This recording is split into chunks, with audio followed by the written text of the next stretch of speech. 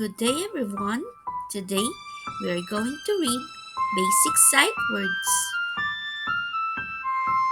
Set 7. Not, not, keen,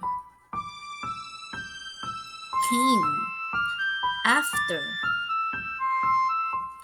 after, make,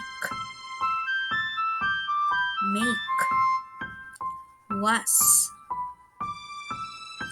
was, get, get, about,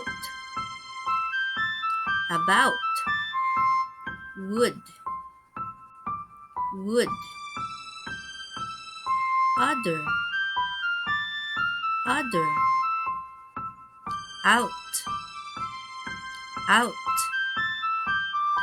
Now it's your turn to read.